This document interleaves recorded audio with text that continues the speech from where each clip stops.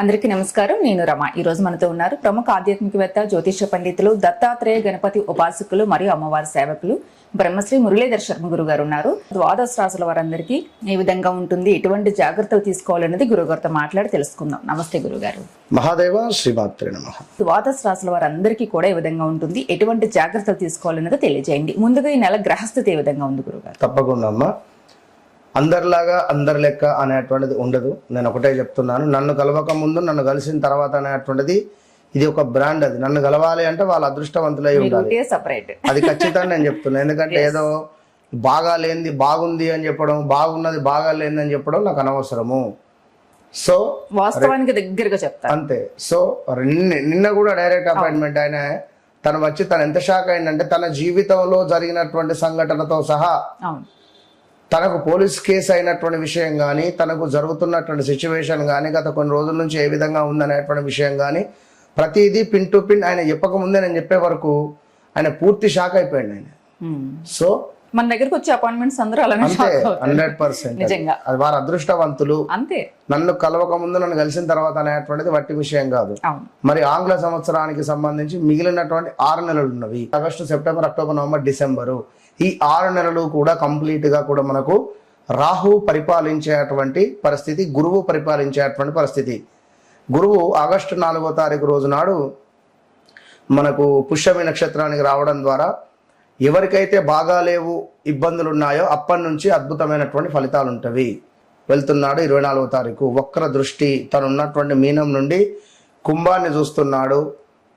అదేవిధంగా ఈ శనైశ్వరునికి ఒక సపరేట్ దృష్టి ఉంటుంది, అంటే ఎక్స్ట్రా లుక్స్ 1, 3, 7, 10 ఈ లుక్స్ అన్ని చూస్తాడు బ్యాక్ సైడ్ వక్ర దృష్టి ద్వారా.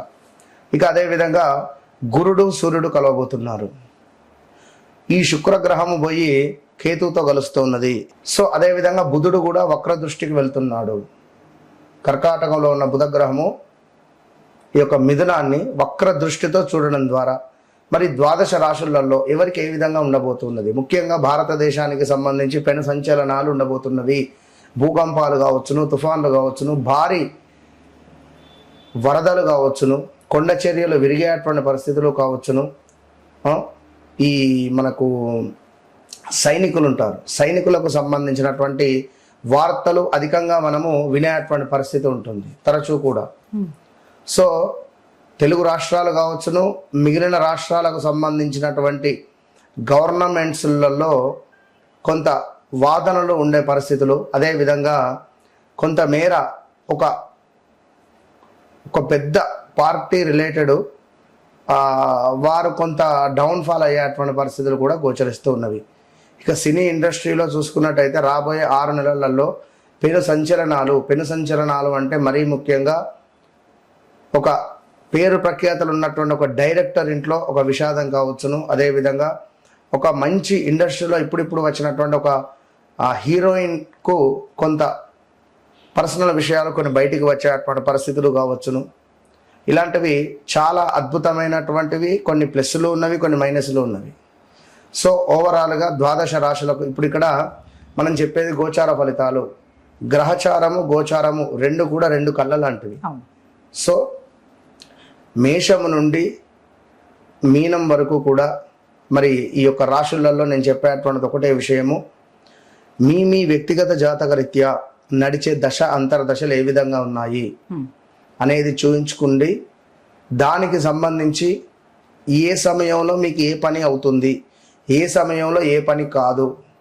ఇప్పుడు నేను జాబ్ ట్రై చేస్తున్నా, ఇది ఇంకా రావట్లేదు, నేను పలానా వివాహ ప్రయత్నాలలో ఉన్నా, నాకు ఇంకా సెట్ అవుతలేదు, విదేశీ ప్రయత్నాలలో ఉన్నా, నాకు ఇబ్బంది అవుతుంది, అసలు వీసా ఇవన్నిటికి సంబంధించి అసలు మీరు ఎప్పుడు చేసుకోవాలి, ఏది కరెక్ట్ టైం, ఇది అసలు మీరు కరెక్ట్ టైంలో చేస్తున్నారా లేదా, అసలు వస్తుందా రాదా, వస్తే ఎప్పుడు వస్తుంది, 10ంటికి బస్సు ఉంది, నేను మబ్బులో 5ంటికే పోయి కూర్చుంటే ఎట్లా, 1 గంట ముందు వెళ్తే సరిపోతుంది అనే విషయాన్ని నేను మీకు క్లారిటీ ఇచ్చి ఖచ్చితంగా మీకు ఏదైతే పని కావాలో 41 నుంచి 3 నెలల లోపు అది మీకు మీరే మీ ఇంట్లో చేసుకునే విధంగా అద్భుతమైనటువంటి రెమెడీస్తో.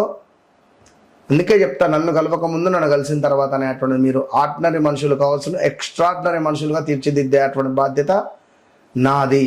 లైఫ్ టర్న్ అవుతుంది. ఇది నేను చెప్పేటువంటి మాట కాదు, సాక్షాత్ అమ్మవారు చెప్పినటువంటి మాటగా మీరు పరిగణనలోకి తీసుకొని ఎవరైతే నన్ను కలుస్తున్నారో వారు అదృష్టవంతులు. అది మీకు తెలుసు. మన ఛానల్ నుంచి ఎన్ని కాల్స్ వస్తున్నాయో, డైరెక్ట్ అపాయింట్మెంట్స్ కానీ హ్యాపీ ఇన్నరా కనుక. సో ద్వాదశ రాశులకు సంబంధించి మరి ఎట్లా ఉండబోతోంది ఏంది అనేటువంటి విషయాలను తెలుసుకునే ప్రయత్నం చేద్దాం. సింహరాశి వారందరికీ ఏ విధంగా ఉంది, ఎటువంటి జాగ్రత్తలు తీసుకోవాలి? సింహరాశి అనగానే ఇది ఒక ఓజీ పవన్ కళ్యాణ్ గుర్తొస్తుంది. సింహరాశి అంతే ఖచ్చితంగా. అసలు ఆ కసి కనిపిస్తుంది సింహరాశి వారికి. అంటే అంటే నేను జనరల్గా ఒక విషయం చెప్తాను, ఎవరికి నచ్చినా నచ్చకున్నా ఐ డోంట్ నో, కానీ ఆ ఓజీ సినిమా మ్యూజిక్ కానీ దాని బ్యాక్గ్రౌండ్ మ్యూజిక్ కానీ అసలు ఆ పరిస్థితి, ఆ మూవీ చూస్తే ఎవరికైనా ఒక ఫీల్ అనిపిస్తుంది. అందులో ఎక్కువగా మేషరాశి, సింహరాశి, మకర రాశి వారు ఒకవేళ పవన్ కళ్యాణ్ ఫ్యాన్స్ ఉంటే రోజుకొకసారన్నా ఆ ఓజీ రిలేటెడ్ కనెక్ట్ అవుతారు. ఎందుకు అంటే అది నేను చెప్పేది ఎందుకు అంటే కొందరికి కనెక్ట్ అవుతాయి. సో వీరి యాటిట్యూడ్ అట్లుంటది, అగ్ని స్వభావం, ఇట్లా అది ఒక ఫీల్, నేను అనే ఒక అహంభావంతో ఉంటారు. అంటే అహంభావం మళ్ళీ వేరే అని కాదు చెప్తున్నాను, అహంకారం ఉంటుంది, అహంభావం ఉంటుంది, రెండు ఉంటాయి. మరి అలాంటి సింహరాశి వారికి గత 2000 కూడా రిలేటెడ్ గా చెప్పేస్తున్నారు మీరు. కర్కాటకం అంటే మన్మధుడు సినిమాలో ఇప్పుడు ఒక డైలాగ్ ఉంటుంది, వాడి ప్రేమ సముద్రం అనో వాడి బాధ ఇదనో అట్లుంటది వీరిది, ఈ కర్కాటకం వారిది. సో సింహం వారిది ఎట్లా అంటే మొత్తం ఇక కత్తితో నరికేసినట్టే ఉంటుంది కథ. సో ఎవరిదైతే సింహరాశి వారు ఉన్నారో నేను చూస్తున్న కామెంట్ నా దాంట్లోనే చాలా మంది, గురుగారు మీరు చెప్తున్నారు సింహాలను కుక్కలు ధర్మతో ఉన్నవి గత కొన్ని రోజుల నుండి. సత్యం.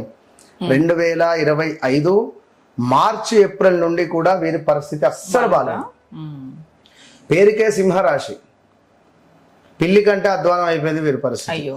మోసపోవడమా, దగ్గర వాళ్ళు మోసం చేయడమా, గతంలో వీరు చేసినటువంటి సేవకు ఫలితం లేకపోవడమా. ఒక సర్పంచ్ వచ్చింది నా దగ్గరికి, సింహరాశి ఆయన. 2019 నుంచి 2024 దాకా ఉన్నాడు.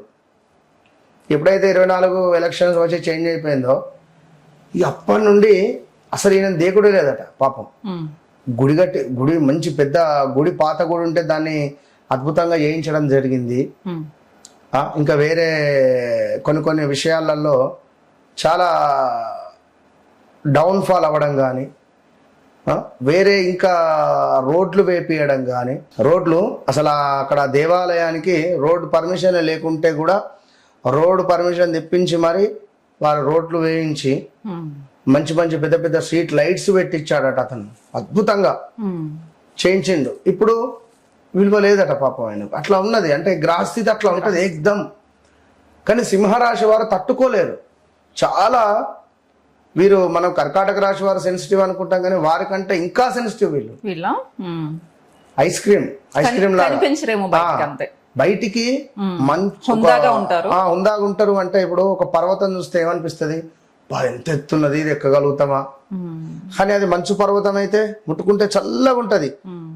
అట్లా ఉంటది వీరి నేచర్. వీరి దగ్గరికి వెళ్ళి వీరితో ముట్టుకొని మనం మాట్లాడితే వారి ప్రేమ వేరే రకంగా ఉంటుంది సింహరాశి వారిని.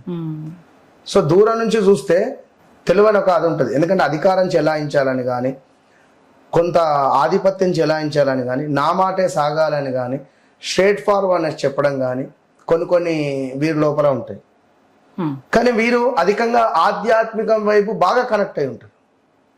ఎక్కడైనా పూజలు అవుతున్నాయన్నా, ఏమన్నా గుళ్ళో ఏమన్నా జరుగుతుంది అన్నా వీరికి తోచిన వీరున్న దాంట్లో సహాయం చేస్తూ మంచిగా ముందుకు వెళ్ళేటువంటి పరిస్థితి ఈ సింహరాశి వారిది.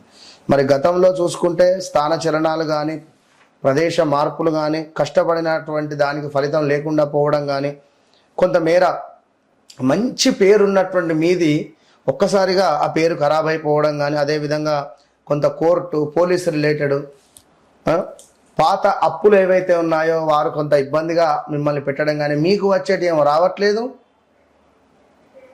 మీరిచ్చేవారేమో ఆగట్లేదు. ఇక అదేవిధంగా కొంత కాలో చెయ్యో విరగడం, కనీసం ఏలు అన్నా విరిగినటువంటి దాఖలాలు ఉంటాయి. చిటికన వేలో బొటన వేలో ఫ్రాక్చర్ అవ్వడము, బొక్క బెనకడము, కారుకు యాక్సిడెంట్ అవ్వడాలు, మీకేం కాకపోవడం కానీ ఇలాంటివి. సో సింహరాశి వారికి పాత స్నేహితులు తిరిగి మళ్ళీ కలిసే అవకాశం ఉంది. ఒక 1.5 year బ్యాక్ మిమ్మల్ని దూరం చేసుకున్న వారు మీకు మెసేజ్ చేయడము, మీకు ఫోన్ చేయడము, మీకు కలవడము, మాట్లాడుతూ అనడము, లేదా మిమ్మల్ని పిలవడము. ఇందులో ఆఫీస్ కూడా గతంలో మీరు వద్దు వెళ్ళిపో అని చెప్పినటువంటి ఆఫీసెస్ ఏవైతే ఉన్నాయో మళ్ళీ మిమ్మల్ని పిలుచుకునేటువంటి అవకాశాలు ఉన్నాయి. లాభాల విషయంలో కొంత జాగ్రత్త అవసరం అని చెప్పడం జరుగుతున్నది. అదేవిధంగా విదేశీ అవకాశాలు, ఆధ్యాత్మికతకు సంబంధించినటువంటి కొంత ఆసక్తి కానీ, అనవసరమైనటువంటి ఖర్చులు కూడా పెరిగేటువంటి దాఖలాలు కనబడుతున్నవి. సో ఓవరాల్గా ఆకస్మికంగా కొన్ని మార్పులు ఉన్నవి. ఆరోగ్యంపై కొంత శ్రద్ధ అనేది అవసరం. రహస్య విషయాలను కొంత మీకు సంబంధించిన రహస్య విషయాలు ఏవైతే ఉన్నాయో అవి అక్రమ సంబంధాలే కావచ్చును, లైక్ ఏమైనా అవినీతికి సంబంధించినవి కావచ్చును, కొన్ని బయటపడేటువంటి పరిస్థితి ఉంది. సో మీ చుట్టూ ఏం జరుగుతుందో ఒకసారి చెక్ చేసుకోండి. అదేవిధంగా వ్యక్తిగత జాతకాన్ని చెక్ చేసుకోండి. ఇన్ని విషయాలు చెప్పిన నీకు ఇంకా చాలా విషయాలు ఉన్నాయి, నేను చెప్తాను, మన ఇద్దరం మాట్లాడుకుందాం పర్సనల్గా. ఎస్, కనుక నన్ను కలవక ముందు కలిసిన తర్వాత రాసుకొని రండి ఇంట్లో నుంచి, అంతే. అంతేనా? ఛాలెంజ్. వీళ్ళు చేసుకోవాల్సిన పరిహారం ఏదైనా చెప్పండి. అధికంగా మర్రి చెట్టు దగ్గర దీపారాధన మస్ట్ వీరికి. లేదు అనుకుంటే రావి చెట్టు కింద, లేదా